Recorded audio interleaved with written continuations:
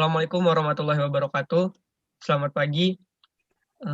Yang kami hormati Bapak Andika Cahaya Titisan Sukma STMT dan teman-teman yang kami banggakan.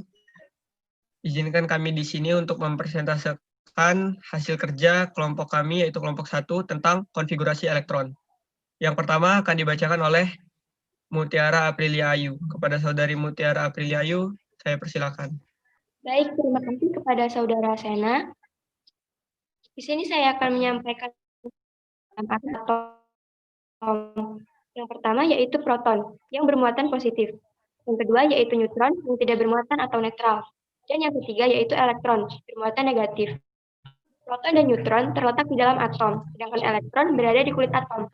Kulit atom memiliki maksimal 7. Aturan konfigurasi elektron. Yang pertama dan yang paling dekat dengan inti atom.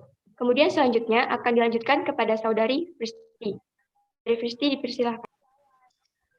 Baik, saya akan melanjutkan materi dari Saudari Mutiara. Terima kasih kepada Saudari Mutiara. Dan aturan konfigurasi elektron berikutnya yaitu aturan dari masing-masing elektron yang maksimum ini dirumuskan dengan rumus 2N pangkat 2, yang mana N merupakan nomor kulit atom. Dalam nomor kulit atom terbagi kulit menjadi KLMN sampai dengan 7 kulit, di mana kulit A merupakan kulit yang paling luar dengan nomor kulit 1 dan memiliki elektron maksimum 2 berdasarkan hasil yang dihitung dari rumus sebelumnya. Kulit L yang merupakan kulit nomor 2 memiliki elektron maksimum sebesar 8, dan kulit M yang memiliki nomor kulit 3 memiliki elektron maksimum 18, begitu pula dengan kulit N yang merupakan kulit keempat memiliki elektron maksimum sebesar 32. Dapat diteruskan sampai dengan kulit yang ketujuh. Kemudian, peraturan selanjutnya adalah peraturan cara pengisian elektron di dalam kulit atom, di mana di dalam kulit atom, dalam kulit K yang memiliki elektron maksimum 2 hanya dapat diisi dengan 2 elektron. Sedangkan di dalam kulit L yang memiliki elektron maksimum 8 hanya dapat diisi oleh 8 elektron ataupun elektron yang besarnya tidak lebih dari 8. Sedangkan di dalam kulit M yang memiliki elektron maksimum sebesar 18 dapat diisi dengan 18 elektron, 8 elektron, dan elektron yang berjumlah di bawah dari 8. Sedangkan untuk elektron yang jumlahnya di atas 8 namun tidak mencapai 18 tidak dapat dituliskan. Begitu pula dengan elektron yang jumlahnya di bawah 18 namun namun lebih dari 8 tidak juga dapat dituliskan. Selanjutnya adalah kulit N, di mana kulit N memiliki elektron maksimum sebesar 32 elektron, dapat diisi dengan 32 elektron, 8 elektron, dan 18 elektron. Namun tidak bisa diisi dengan elektron yang lebih dari 8 dan tidak mencapai 18 ataupun lebih dari 18 yang tidak mencapai 32. Dapat juga diisikan dengan elektron yang jumlahnya di bawah 8. Next. Baik, selanjutnya materi akan disampaikan oleh Saudara Sena. Kepada Sena dipersilahkan. Baik, terima kasih kepada Saudara Fristi. Di sini saya akan menjelaskan tentang konfigurasi elektron berdasarkan subkulit. Konfigurasi elektron berdasarkan kulit memiliki keterbatasan, karena pada logam transisi terjadi penyimpangan aturan. Untuk mengatasinya, muncullah konfigurasi elektron berdasarkan subkulit. Yang pertama yaitu asas Hufbauer. Asas Hufbauer menyatakan bahwa pengisian elektron dimulai dari tingkat energi terendah. Urutan pengisian elektron berdasarkan tingkat energinya adalah sebagai berikut. Yang telah saya cantumkan di sini, yang ada panahnya. Dan untuk mudah untuk mengingatnya, saya telah mencantumkan tabel agar lebih mudah untuk diingat. Contoh soalnya yaitu 8O. 8O itu adalah 1S2, 2S2, 2P4. Yang nanti jumlahkan, pangkatnya itu akan menjadi 8. Yang kedua, menyederhanakan konfigurasi elektron dengan gas mulia. Konfigurasi elektron dapat disederhanakan dengan konfigurasi gas mulia yang bernomor atom lebih rendah. Gas mulia merupakan golongan 8A dengan unsur-unsur berikut. 2HE, 10Ne, 18AR, 36KR, 54XE, 86RN. Kulit ke-1 yaitu 2HE. Konfigurasi elektron terakhirnya yaitu 1s2. Yang lainnya dapat Anda baca di PowerPoint yang telah saya tampilkan ini. Contoh soalnya yaitu 11Na. Sama dengan Ne3S1. Ne tadi adalah jumlahnya 10.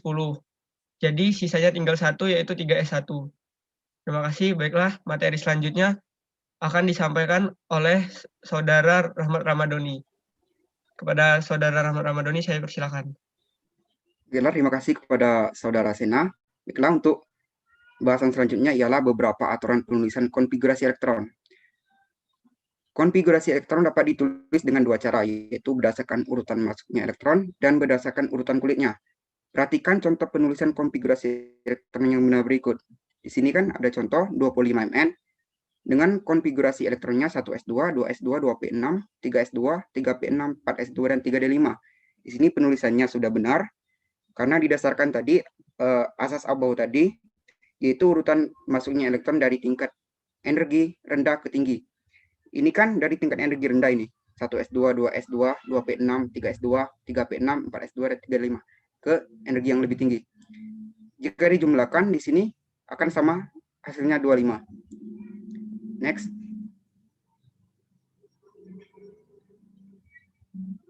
Selanjutnya ialah penyimpangan konfigurasi elektron. Setiap atom memiliki konfigurasi elektron yang khas, walaupun sebagian besar memiliki pole yang sama. Namun ada beberapa atom yang mengalami penyimpangan konfigurasi elektron. Penyimpangan ini terjadi karena konfigurasi elektron atom-atom tersebut kurang stabil, sehingga atom-atomnya mengubah konfigurasi elektron menjadi lebih stabil. Kestabilan suatu orbital dipengaruhi oleh sifat orbitalnya. Orbital penuh dan setengah penuh lebih stabil daripada orbital hampir setengah penuh dan hampir penuh. Jadi orbital atom yang hampir penuh itu D9 dan hampir setengah penuh itu D4. Akan berupaya mencapai kestabilannya dengan cara mengubah susunan elektronnya sehingga menjadi orbital penuh D10 dan orbital setengah penuh yaitu D5. Di contoh soal ini kan masih D4. D4 ini kan hampir setengah penuh. Jadi masih kurang stabil. Jadi dia mengubah susunan elektronnya menjadi D5 agar menjadi stabil dengan mengambil satu poin di S ini. Begitu pula contoh soal selanjutnya itu D9. D9 ini kan hampir setengah penuh. Jadi dia mengubah susunan elektronnya menjadi stabil yaitu D10 dengan mengambil poin di sini. Begitu. Baiklah, untuk materi selanjutnya akan dijelaskan oleh Saudari Lopia. Terima kasih kepada Saudara Doni. Saya akan menjelaskan tentang konfigurasi elektron tereksitasi. Konfigurasi elektron tereksitasi terjadi karena elektron dari kulit atom terendah berpindah tempat ke elektron yang mempunyai kulit atom yang tinggi. Contohnya, next. 6 karbon, konfigurasi elektronnya 1s2, 2s2, 2p2. Maka akan berubah menjadi 1s2, 2s1, 2p3 karena elektron dari 2s2 loncat ke elektron yang lebih tinggi yaitu 2p2 sehingga konfigurasi elektronnya berubah menjadi seperti ini. Konfigurasi elektron inilah yang disebut dengan elektron yang telah tereksitasi. Next. Konfigurasi bentuk ion yaitu atom yang melepas elektron atau menyerap elektron. Konfigurasi bentuk ion terbagi menjadi dua, yaitu kation dan anion. Next. Konfigurasi kation yaitu ketika atom melepas elektron. Next. Contohnya 13Al, konfigurasi elektronnya 1s2, 2s2, 2p6, 3s2, 3p1. Ketika dia melepas satu elektron menjadi Al+, sehingga konfigurasinya berubah menjadi 1s2, 2s2, 2p6, 3s2. 3p1-nya telah dilepas. Dan ketika ia melepas dua elektron, konfigurasinya berubah menjadi 1s2, 2s2, 2p. Baiklah, mohon maaf. Mungkin ada kesalahan jaringan dari Saudari Lopia tadi. Materi selanjutnya akan disampaikan oleh teman kita yaitu Sri Devi. Kepada Saudari Sri Devi. Baik, terima kasih Sena. Di sini saya akan menjelaskan tentang membuat diagram orbital. Konfigurasi elektron dapat digambarkan dalam orbital sebagai contoh atom H dengan konfigurasi elektron 1s2 memiliki diagram orbital sebagai berikut. Next, Sena.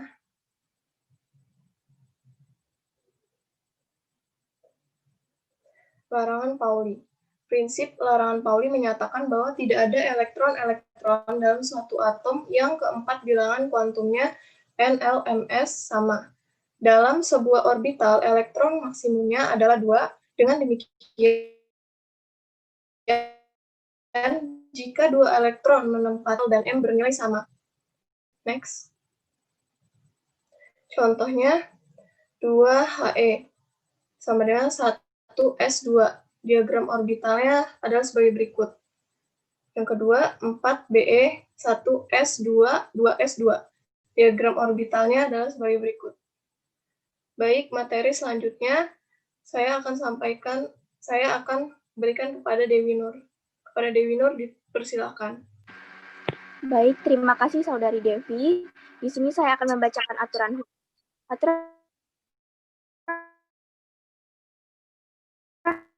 menyatakan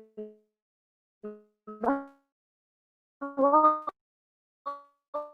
untuk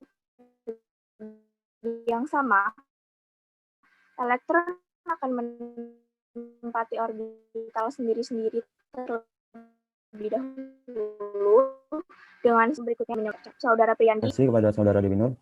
Selanjutnya saya akan menyampaikan materi mengenai tata cara pembuatan diagram orbital. Di sini ada beberapa contoh. Yang pertama ini ada unsur 7N. Nah, konfigurasi elektronnya ini adalah 1s2, 2s2, 3p3. Nah, ini adalah diagram orbitalnya. Cara pembuatan diagram S dikarenakan dia memiliki elektron maksimum 2, jadi dia hanya memiliki satu diagram orbital saja. Dalam satu diagram orbital itu memuat dua elektron. Jadi setiap satu diagram orbital itu memiliki 2 elektron dan itu berpasangan. Nah, jadi di sini kan ada nih. Nah, ini. Nah, terus untuk 2s2 tetap sama dengan 1s2 karena dia masih S dan sebetulnya masih 2 elektron maksimum. Yang selanjutnya adalah 2p3. Cara pembuatan diagram orbitalnya adalah ini. Di sini kan dikarenakan unsur P itu elektron maksimumnya memiliki 6, jadi dia itu memiliki 3 diagram orbital. Jadi kan setiap ini berpasangan. Nah, jadi cara pembuatannya adalah penulisannya yang pertama itu ditulis panahnya yang ke atas dulu, yang ini nih. Nah, dia ke atas dulu, semua dulu ke atas dulu, tiga-tiganya ke atas dulu. Kalau masih ini kan cuma 3, jadi dia cuma 3 aja. Kalau misalnya 4, dia balik lagi ke kiri, di bawahnya sini nanti dia ada ini lagi, ada panah ke bawah lagi, terus selanjutnya kayak gitu. Terus untuk yang kedua ini ada 9F. Konfigurasi elektronnya itu 1s2, 2s2, 2p5. Diagram orbitalnya nih kayak gini nih. Sama aja sama yang ke atasnya, ini kan yang S2. S2 itu masih sama aja satu diagram orbital karena dia 2 masih berpasangan tetap. Terus 2s2 tetap sama. Untuk 2p5 diagram orbitalnya hampir sama yang atas. Cuman kan ini isinya 5, jadi dia ini tetap mengisi. Ini kan di sini 1, pertama isinya di sini 1 sini ke atas dulu, panah ke atas dulu. Barusan nanti balik lagi ke bawah lagi panah ke bawah 1, ini 1. Nah, dikarenakan cuma 5 yang ini jadi kosong, jadi ini penulisannya bener kayak gini. Next Sen.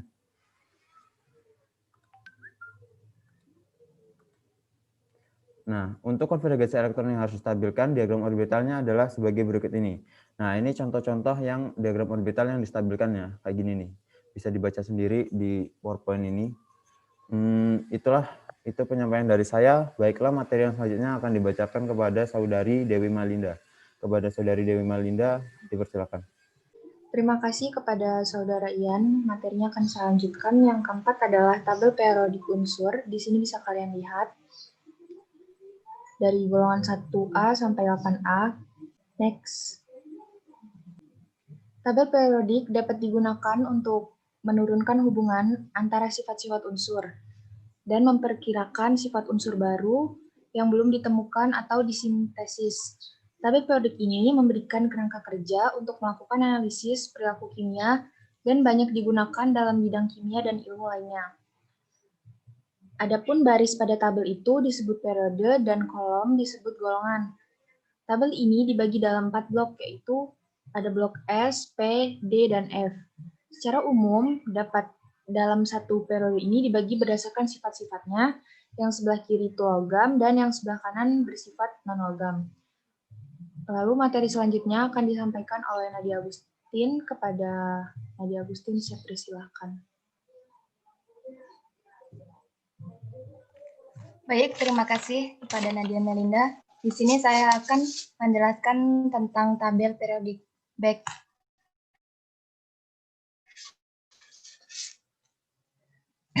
Di sini dapat kita lihat bahwa di tabel periodik ini terdapat 118 nomor atom. Dan pada tabel periodik ini memiliki golongan dan unsur. Golongan dan periode. Apa sih periode itu? Periode merupakan baris horizontal pada tabel periodik. Contohnya yaitu hidrogen dan helium merupakan periode pertama. Selanjutnya yaitu golongan. Golongan atau famili adalah kolom vertikal pada tabel periodik. Contohnya yaitu golongan 1A. Golongan 1A ini merupakan logam alkali. Golongan 2A merupakan logam alkali tanah. Pada golongan B merupakan golongan tambahan atau unsur transisi.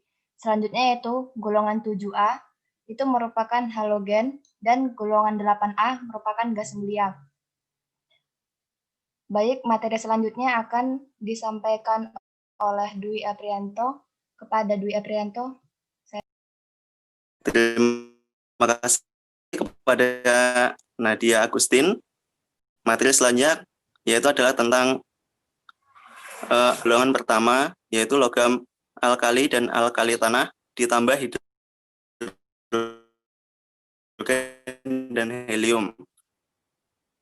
Blok P